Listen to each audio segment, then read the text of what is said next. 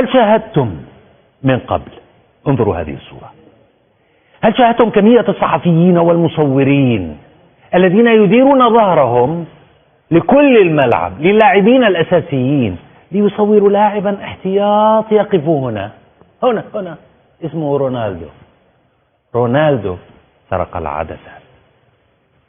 لماذا اشتريت التذكرة؟ لأشاهد رونالدو.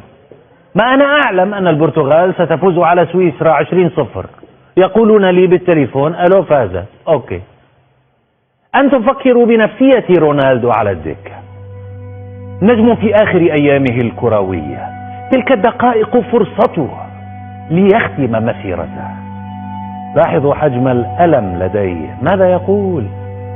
وقد كنت عطافا إذا الخيل أدبرت سريعا لدى الهيجة إلى من دعانيه، وقد كنت صبارا على القرن في الوغى ثقيلا على الأعداء غضبا لسانية. ربما يقولون إنه بالاتفاق مع المدرب، قال له المدرب، هذا هو يقنعه، يقول له يا حبيبي يا أبو الرور، المباراة سهلة والسويسريون ليسوا شاطرين بكرة القدم، يصنعون الساعات وأنت تشتريها، لديك 100 وحدة منها والشوكولاتة أيضا، أنا خبيتك للأعظم للأكبر. فقال له رونالدو ولك ما بدي، راح أموت، بدي ألعب، أريد أن أسجل جول، أريد أن أشوط الكرة، ولك نزلني وإلا أفضحكم، أضرب نفسي بالحذاء، هذا الحذاء، أضرب نفسي.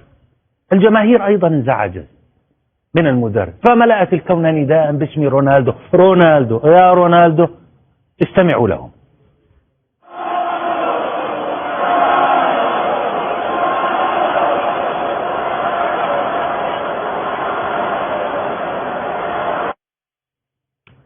في الدقيقة 73 من زمن المباراة نزل رونالدو. تأخر المدرب كثيرا بالاستجابة لصوت الجماهير.